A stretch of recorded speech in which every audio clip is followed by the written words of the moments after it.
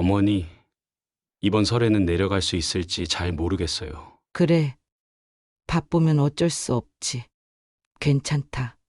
초인종조차 울리지 않는 적막한 시골집에서 오순 할머니는 휴대전화를 귀에 댄 채 창밖을 내다보고 계셨어요. 농부들이 바쁘게 일하던 가을은 지나고 추운 겨울바람만이 텅 빈 논밭 위로 휩쓸고 지나갔어요. 집 마당에는 늦가을부터 떨어지기 시작한 은행잎이 바람에 흩날리며 사가가고 있었지요. 오순 할머니는 몇 해 전까지만 해도 자식들이 설날마다 방문해 줄 거라 믿었어요. 그러나 언제부턴가 자식들은 하나둘 시골 방문을 미루더니 결국 아예 명절에도 전화 한 통 없기 일수가 되어버렸습니다. 한두 번 실망할 때는 직장 일하느라 바쁠 수도 있지 하고 이해했지만 세월이 흐를수록 전화는 더욱 뜸해졌고 결국 할머니는 명절이 다가오면 기쁨보다 서글픔부터 떠올리게 되었어요. 오늘도 부엌에서 떡국을 뭉글뭉글 끓이며 홀로 앉아 생각했어요. 나는 왜 이렇게 매번 자식들을 기다리고만 있었을까? 남편이 세상을 떠난 건 한밤중 폭풍우가 거세게 몰아치던 어느 겨울이었어요. 심장질환으로 고생하시던 남편은 끝내 회복하지 못했죠. 그 이후로 할머니의 삶은 자식들을 키우고 도시로 보내는데 모든 힘을 쏟아부은 세월이었어요. 그 시절에는 자식만 잘 되면 내 고생은 아무것도 아니다라는 마음으로 살았지만 정작 자식들은 도시로 떠난 뒤 돌아오지 않았고 가끔 전화로 목소리만 전할 뿐 얼굴 보기 어려운 사이가 되어버렸어요. 할머니는 창문 밖으로 눈길을 주며 작은 목소리로 중얼거렸어요. 그래, 이제 내가 바라는 건 크지 않아. 그냥 살아있는 소식이라도 들으면 좋겠는데. 이윽고 떡국이 다 끓자 할머니는 혼잣말을 하셨어요. 자, 오순아. 올해도 너 혼자 떡국 한 그릇 먹고 하루 버티면 되는 거다.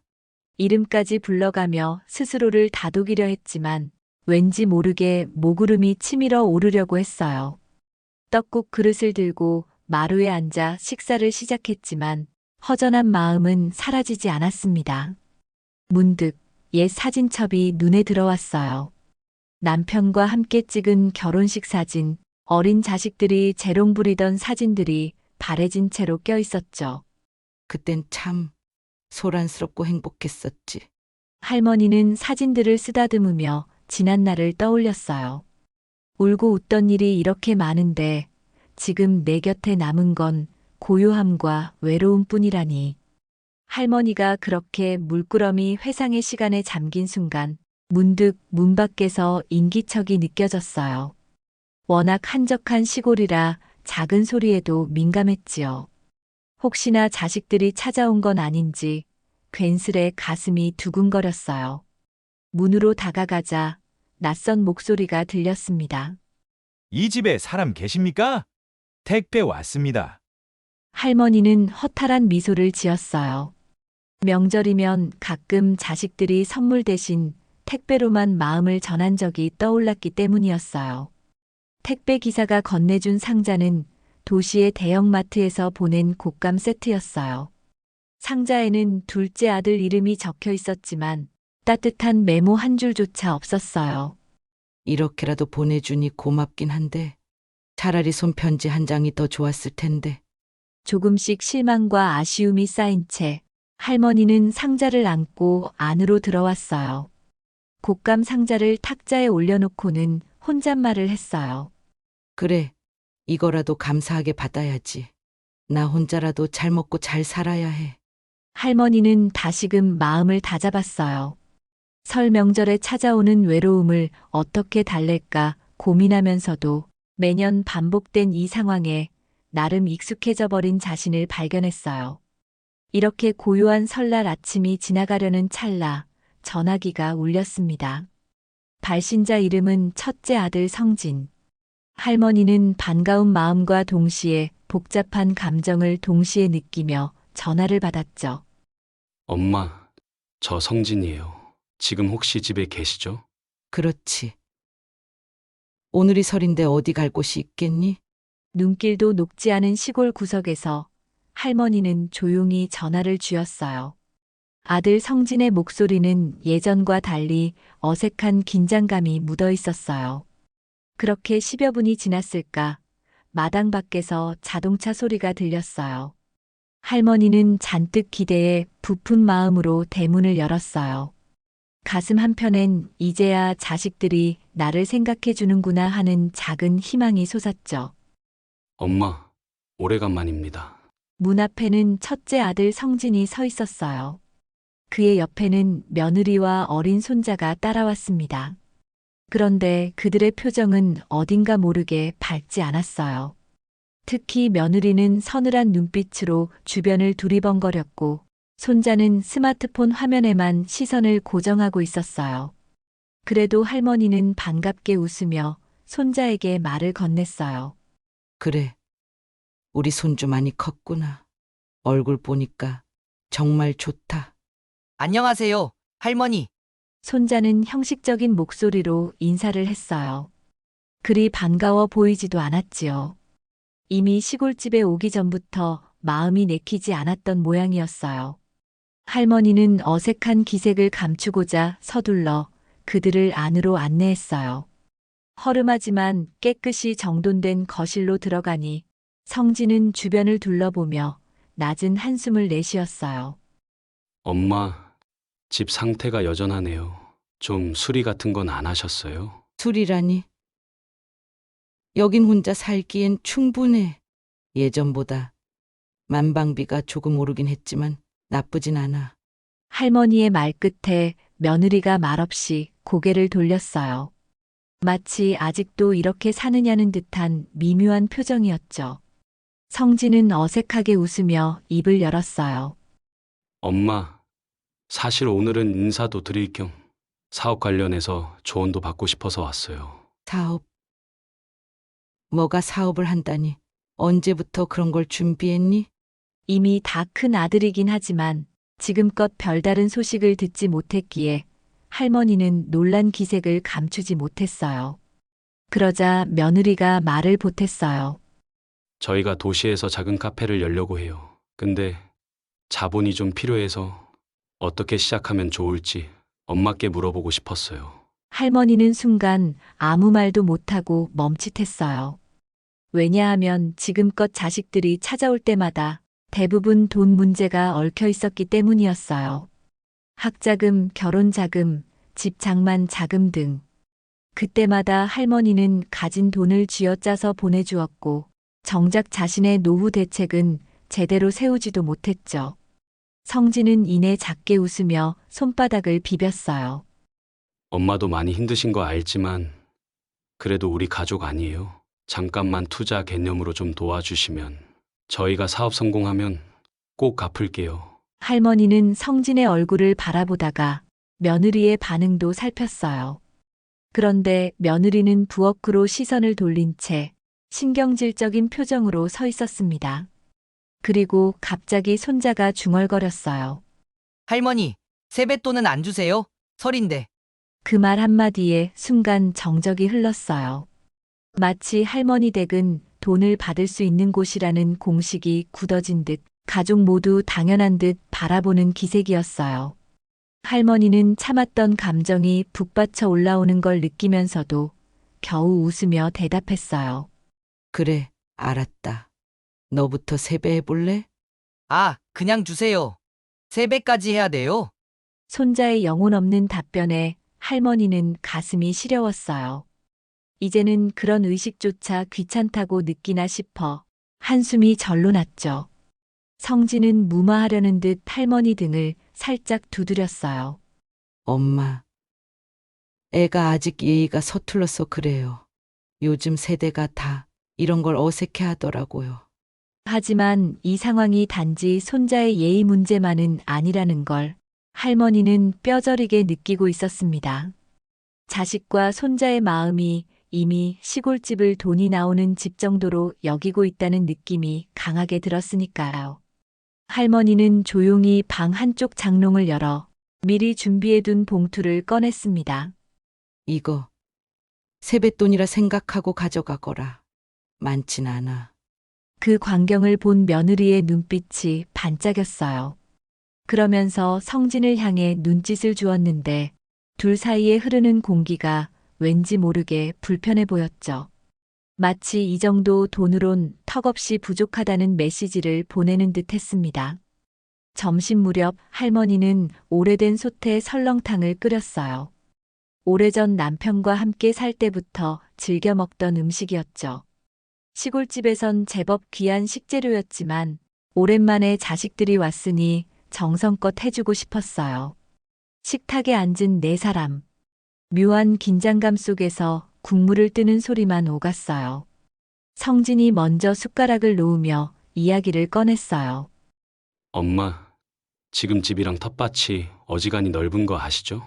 사실 그 땅이 개발 가능성이 있을지도 모르잖아요. 그래서 제 생각엔 만약 엄마가 그 땅을 제게 맡겨주시면 제가 이걸 담보로 대출을 받아서 사업을 좀 더 크게 해볼 수 있을 것 같아요. 그 말이 떨어지자 며느리도 고개를 끄덕이며 할머니를 바라봤어요. 그래요, 어머님. 어머님 혼자 이 땅을 그냥 놔두시는 것보다 저희가 활용해서 더 큰 가치를 만들어내면 좋잖아요. 할머니는 조용히 설렁탕을 한 숟갈 떠먹었어요. 예전 같으면 그래, 나야 늘 니들 잘 되길 바라지라고 말했겠지만 이번엔 참을 수 없는 서운함과 불안함이 교차했어요. 이미 여러 번 돈을 보냈고 그 결과가 늘 좋지만은 않았으니까요. 한참 망설이던 할머니는 작은 한숨과 함께 뱉었어요. 너희는 내가 가진 걸 너무 쉽게 생각하는구나. 성진은 갑자기 표정을 굳히며 방어 기제를 발동하듯 목소리를 높였어요. 엄마, 그런 말은 좀 서운하네요. 우리 가족이잖아요. 그리고 지금 시대에 부모 재산을 자식이 이어받는 건 당연한 거 아닌가요? 며느리도 맞장구 쳤어요. 맞아요. 시대가 바뀌었어요. 자식들 잘 되면 부모님도 자연히 편해지는 거고, 이게 투자라고 생각하시면 어때요? 할머니의 눈빛이 차갑게 식어갔어요. 평생 애써 키웠건만 이제 와서 받는 건 사랑이나 존중이 아니라 투자 유치 요구뿐이라니. 손자는 여전히 스마트폰만 바라보며 관심 바뀐 듯 했어요. 식탁 위 설렁탕이 식어가고 갑작스러운 정적이 흘렀어요. 그리고 할머니는 국그릇을 내려놓으며 천천히 일어났어요. 그래. 내가 줄 수 있는 건 그렇게 돈뿐이겠지. 지금 내가 느끼는 서운함이 어디서 오는 건지 너희는 생각해 본 적 있니? 성진은 갑자기 할머니 손목을 잡으며 다급하게 말했어요. 엄마, 지금은 어려운 시기야. 우리도 어쩔 수 없는 상황이 많다고. 도시에서 사업하려면 집 담보 없인 대출도 안 나오고 엄마가 도와주셔야 하는 이유가 정말 많아요. 할머니는 그의 손을 부드럽게 뿌리쳤어요. 어쩔 수 없는 상황이니 이해해달라. 그 말 내가 몇 번이나 들어왔는지 아니? 너 중학교, 고등학교, 대학교, 결혼식, 집 장말 전부 내가 뒷바라지 해주지 않았니? 그래도 나는 너희가 잘 되길 바라는 마음으로 늘 기뻤단다. 그런데 지금은 정말 너가 날 엄마로 대하기는 하는 건지 그게 궁금하구나. 그 말에 성진은 아무 대답도 하지 못했어요. 며느리는 기분이 상한 듯 표정을 굳히고 손자는 여전히 스마트폰만 만지작거렸어요. 식탁 위에는 깊은 침묵이 내려앉았고 할머니의 마음엔 이미 커다란 벽이 생기고 있었습니다. 설날이지만 시골집 안은 더없이 살벌한 공기가 감돌았어요. 할머니는 중간중간 억지로라도 부엌에서 과일을 내오고 차를 권했지만 가족들은 무언가 계산에만 몰두한 듯 담담했어요. 결국 갈등이 극에 달한 건 그날 저녁이었어요. 성진이 외출했다가 돌아오더니 대뜸 할머니에게 이런 말을 했어요. 엄마, 내가 시내 부동산에 잠깐 들러서 물어봤는데 여기가 개발 확정되면 최소 2배 이상 오른다고 하던데 이 기회 놓치면 안 되는 거 아시죠? 그 말을 듣는 순간 할머니의 인내심이 한계에 다다랐어요. 자식들이 내가 어떻게 살았는지보다 이 땅을 어떻게 써먹을지에만 관심이 있음을 절감한 거예요. 할머니는 거실 한가운데 서서 더 이상 미소 짓지 않고 엄숙한 목소리로 성진을 바라봤어요. 그래. 너 말대로 땅값이 오른다면 좋겠지. 그런데 너가 알아야 할 게 있어. 이 땅은 너가 태어날 때부터 뭐 발로 뛰놀던 곳이었고 네 아버지랑 내가 피땀 흘려 지킨 곳이란다. 여기는 내 가장 소중한 추억과 인생이 깃든 터전이다. 성진은 그 말에 살짝 기가 죽은 듯 했지만 며느리가 다시 나섰어요. 어머님, 추억은 추억이고 현실은 현실이잖아요. 지금 안 팔거나 안 활용하면 나중에 아무 쓸모 없어질 수도 있어요. 그러자 손자가 처음으로 스마트폰에서 시선을 떼더니 할머니를 보며 한마디를 던졌어요. 할머니, 그러니까 빨리 결정하세요. 아빠도 힘들고 우리 카페도 빨리 차려야 해요. 할머니는 그때 손자의 눈빛에서조차 정이 느껴지지 않아 마음이 심하게 무너졌어요. 옛날에는 도시에서 잠깐 시골에 내려오기만 해도 신나게 뛰놀며 할머니, 짱 좋아. 라고 외치던 손자의 모습이 떠올랐거든요. 더 이상 이런 대화를 이어갈 수 없다는 생각이 든 할머니는 한숨을 길게 뱉으며 나지막이 말했어요. 더 듣고 싶지 않구나. 너희가 원하는 대로 할 수 없다는 걸 분명히 말해두마. 갑작스러운 단호함에 가족들은 적잖이 놀란 듯 했어요. 성진은 당황스러운 표정으로 변명했지만 할머니는 고개를 돌렸어요. 돈 너희 입에선 그 말밖에 나오지 않으니 이제 내 결심도 단단해지는구나. 설날 밤 오순 할머니는 뜬 눈으로 지새웠어요. 자식들이 방에 들어가 잠을 청했지만 할머니 가슴엔 분노와 슬픔 그리고 외로움이 뒤섞여 잠들 수가 없었어요. 한참을 고민하던 할머니는 방에서 나와 마당으로 나갔습니다. 겨울 공기 속에는 찬 기운이 가득했지만 달빛이 유난히 밝았어요. 달을 올려다보며 할머니는 옛 추억을 더듬기 시작했어요. 당신이 계셨으면 이런 상황은 오지 않았을 텐데. 언젠가 남편이 남긴 말이 떠올랐어요. 우리 자식들 잘 키워서 훌륭한 사람 만들자고. 그 말대로 평생을 바쳐 키웠는데 왜 이렇게 된 걸까? 그때 뒤편에서 성진이 살그머니 나왔어요. 그는 할머니 곁으로 다가오며 조심스럽게 물었어요. 엄마, 밤에 어디 불편하세요? 다냐고 묻기엔 너가 밖에 있구나. 내가 자식 걱정할 나이는 지났나 보다. 성진은 괜히 움찔했어요. 할머니가 전혀 웃지 않는 목소리로 말하고 있었기 때문이에요. 성진은 할 말을 찾지 못하다가 결국 속내를 드러냈어요. 사실 도시에서 사는 게 쉽지 않아요. 직장 생활이 힘들어서 사업이라도 해야겠다고 생각했는데 막상 돈이 없으니 답답하기만 해요. 할머니는 성진의 이야기를 묵묵히 들었어요. 자식을 걱정하는 마음이야 여전하지만 이번만큼은 가슴 깊은 상처가 그대로 아물지 않고 있었습니다. 힘들면 힘들다고 솔직히 말하면 되지 않았니? 왜 항상 넌 필요할 때만 연락하고 돈 얘기만 꺼내니? 그건 미안해요. 그래도 엄마 말처럼 엄마와 아버지가 날 키워주셨듯이 이제 저도 제 방식으로 잘 살아가고 싶었다고요. 성진은 속마음을 토로하며 가슴이 아픈 듯한 표정을 지었어요. 그러나 할머니는 이미 엉켜버린 감정의 실타래를 쉽게 풀 수 없었어요. 넌 내가 널 키워주고 응원해온 걸 안다고 했지. 그런데 내가 너에게 바라는 건 단 하나였단다.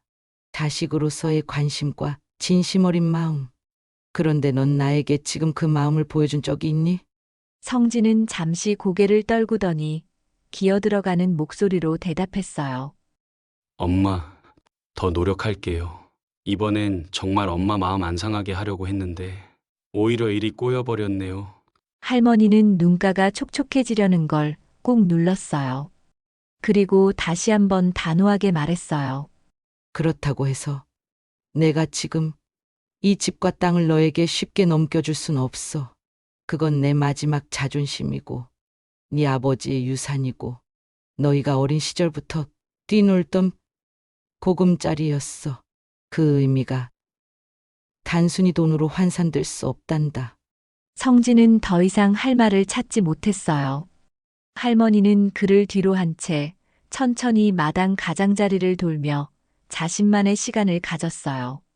그리고 그 모습을 멀리서 지켜보던 며느리는 한껏 심기가 불편한 듯 창가에 서서 무언가를 중얼거리고 있었지요.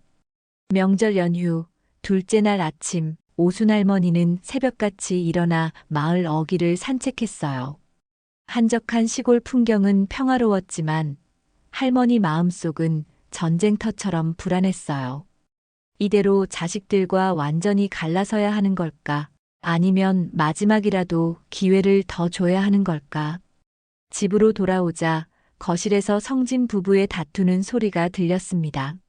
당신, 제대로 말을 못해? 우리가 이 시골집 따내지 못하면 어떻게 돈을 마련해? 난 진짜 한계야. 나도 알아. 근데 엄마가 저렇게 완강하잖아. 더 강하게 나가야 하나? 아니면 진짜 포기해야 하나? 그들은 할머니가 들을지 모른다는 생각은 전혀 하지 못한 듯 서로를 탓하며 날 선 대화를 주고받았어요. 할머니는 그 장면을 안방 문틈 사이로 지켜보다가 참았던 눈물을 뚝뚝 흘렸어요. 결국 이렇게 되어버렸네. 내가 원하던 건 이런 모습이 아니었는데. 할머니는 잠시 마음을 다잡고 마루로 나왔어요. 그 모습을 본 며느리가 화들짝 놀라며 말을 멈췄죠. 성진도 할머니의 눈물을 보곤 당혹스러운 표정이 됐습니다. 하지만 할머니는 침착하게 두 사람을 바라봤어요. 내가 지금까지 너희 대화를 들었단다. 네가 말한 따낸다는 표현 참 거북하게 들리는구나. 며느리는 변명하려고 했지만 할머니는 손을 들어 말릴 뿐이었어요. 이제 됐다. 너희가 원하는 건 결국 내 재산이라는 거 이젠 명확해졌어. 내가 그토록 바라던 가족의 의미와는 너무나 달라서 마음을 접어야겠다. 그러자 성진이 다급하게 외쳤어요. 엄마, 우리도 어쩔 수 없어서 그런 거잖아요. 한 번만 더 기회를 주세요. 정말로 사업이 잘 되면 엄마를 편히 모실 수 있다고요. 할머니는 천천히 고개를 가로저었어요. 나도 그 말 수십 번은 들었다. 이번 한 번, 마지막 한 번. 근데 돌아오는 건 늘 내 허전한 마음과 파탄. 난 너희의 빚이었다. 이제 더는 반복하기 싫구나. 눈물마저 마른 듯한 할머니의 목소리는 서늘하게 들렸어요. 그렇게 서로의 감정이 극단으로 치닫는 중 손자가 거실 한편에서 스마트폰을 내려놓고 말했어요. 할머니, 그러면 난 세뱃돈 못 받아요? 진짜예요? 손자의 말은 할머니가 겪는 절망을 대변하듯 돈 외에는 아무 관심이 없다는 사실을 적나라하게 보여주었어요. 할머니는 초점을 잃은 듯 허탈하게 웃으며 대꾸했어요. 그래, 세뱃돈 가져가렴. 하지만 더 이상의 정과 사랑은 기대 말 거라. 너희가 나를 이렇게 몰아붙였으니. 성진과 며느리는 당황스럽게 서로를 쳐다보며 상황을 수습하기 어려워 보였어요. 이제 할머니가 정말 마음의 문을 닫았다는 걸 느낀 거예요. 며칠 뒤 연휴가 끝나자 성진 가족은 어쩔 수 없이 시골집을 떠날 채비를 했어요. 할머니의 완고한 태도에 더 머물 수도 없었고 도시로 돌아가야 하기 때문이었죠. 이삿짐처럼 무거운 마음을 안고 차에 오르려는 순간 성진이 마지막으로 할머니에게 말을 꺼냈어요. 엄마, 우리가 잘못했어요. 근데 이제 어떻게 해야 할지 정말 모르겠네요. 할머니는 마당에 서서 조용히 눈을 깜빡였어요. 이제 자식과의 정을 끊겠다는 생각을 했었는데 마지막으로 묻겠다. 진심으로 내가 소중하다고 생각한다면 왜 이렇게밖에 할 수 없었니? 미안해요. 잘못했어요. 며느리도 눈물을 흘리며 작게 고개를 숙였어요. 손자는 아무 말 없이 스마트폰 화면만 계속 보고 있었지만 그 또한 어색한 기운을 느낀 듯 보였어요. 하지만 할머니는 이내 결심한 듯 담담히 덧붙였어요. 이미 내 재산은 내 스스로 쓸 곳을 정했단다. 너희에게 주지 않겠다. 이제부터 내 남은 삶은 나 자신과 진심으로 소중히 여겨주는 이들과 함께 할 거야. 더 이상 돈 때문에 상처받고 싶지 않아. 성진 부부는 할머니의 단호함 앞에 별다른 반박을 하지 못했어요. 결국 가벼운 눈인사만을 교환한 뒤 차에 올라 떠났습니다. 그 차가 먼 길을 돌아 언덕을 넘어갈 때까지 할머니는 전혀 손을 흔들지 않았어요. 오히려 고요하게 마치 무거운 짐 하나가 내려앉은 듯한 표정으로 마당 한가운데 서 있었어요. 이렇게라도 해야 내가 살 수 있을 것 같구나. 며칠 뒤 할머니는 마을 주민센터를 찾아갔어요. 그곳에서 할머니가 직접 써내려간 문서가 있었어요. 재산의 큰 부분을 지역복지기금에 기부하고 일부는 작은 복지회관 신축 비용으로 쓸 계획이었다고 해요. 주민센터 직원들은 깜짝 놀랐지만 할머니의 결심은 너무나 분명했어요. 내가 가진 걸 내 자식들이 아니라 진짜 필요로 하는 이웃들에게 나누고 싶어요. 나도 한때는 이웃의 작은 도움으로 살았기에 그 은혜를 갚고 싶습니다. 이 소식은 순식간에 마을을 넘어 인근 지역사회에 퍼졌어요. 오순 할머니, 대단한 결심을 하셨네요. 이런 말이 사람들 입에 오르내렸고 마을에서는 작은 환영회 비슷한 모임이 열리기도 했어요. 덕분에 할머니는 여러 사람의 격려와 응원을 받으며 마음을 한결 가볍게 할 수 있었어요. 이게 내가 할 수 있는 최선이구나. 자식들과의 인연은 어디까지 갈지 모르지만 적어도 난 여기서 당당하게 살겠다. 그 후로도 성진 부부는 몇 번 전화를 걸어왔지만 할머니는 무심하게 잘 지내냐 정도만 묻고 구체적인 돈 이야기가 나오려 하면 전화를 끊어버렸어요. 손자의 목소리를 듣는 것도 더 이상 옛날처럼 설레지 않았죠. 이미 할머니는 정을 끊은 상태였으니까요.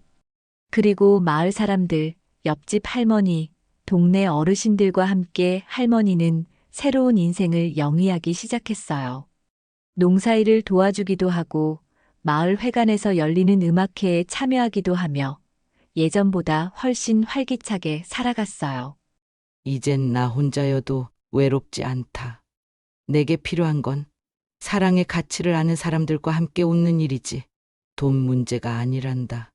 이후 어느 날 동네 청년들이 작게 음악회를 열고 할머니에게 초대했을 때 할머니는 떠들썩한 무대 위에서 직접 마이크를 잡고 노래까지 불렀다고 해요.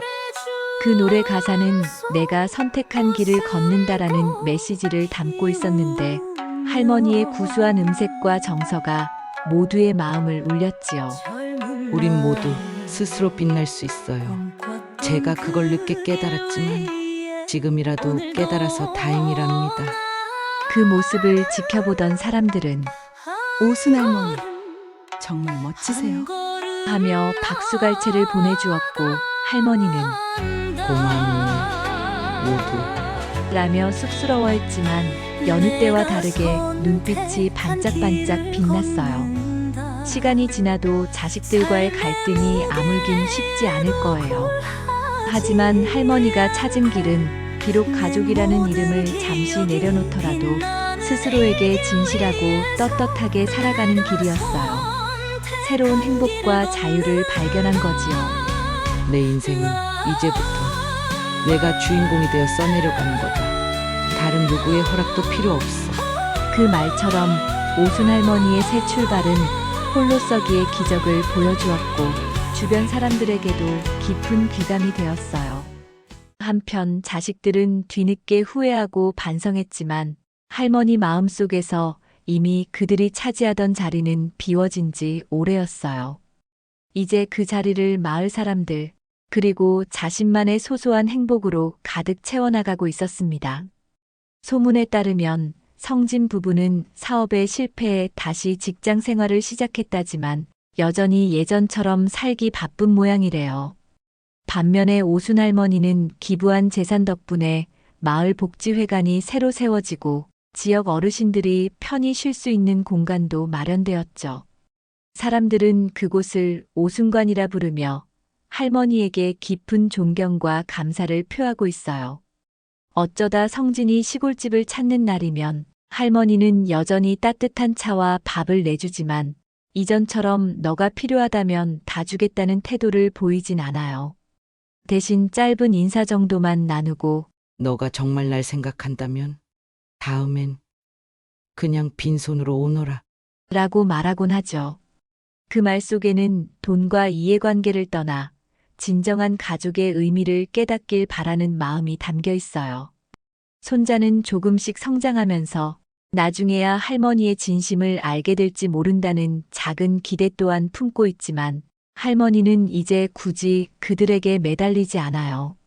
자신이 할 수 있는 선행과 자립으로 충분히 가치 있는 삶을 만끽하고 있기 때문이지요. 내가 과거에 꿈꾸던 행복의 모습은 이게 아니었지만 지금 내가 얻은 이 자유는 더없이 소중하구나.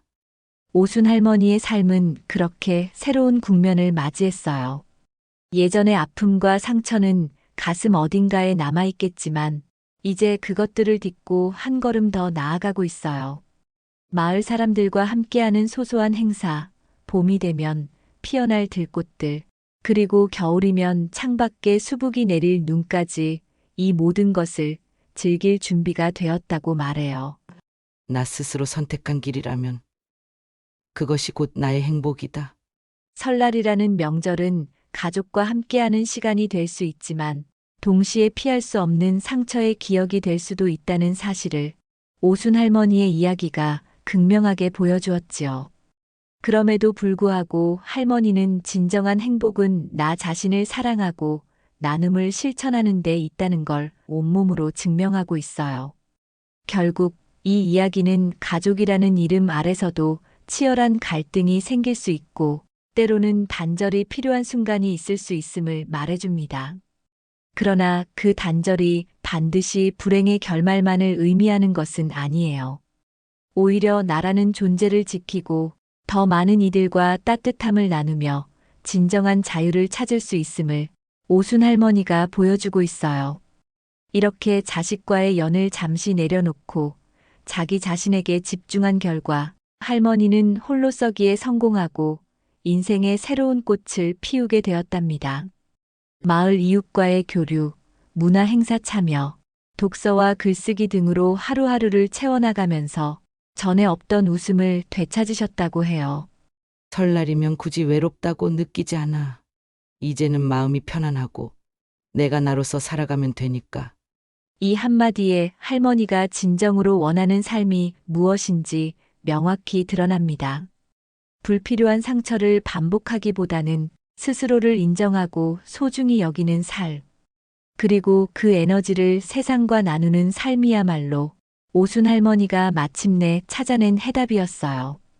그리하여 설날에 찾아와 세배는커녕 돈만 뜯어가려 했던 자식들과의 갈등을 끝내고 당당히 연을 끊어버린 오순 할머니는 새로운 자유와 행복을 향해 걸어가기 시작합니다.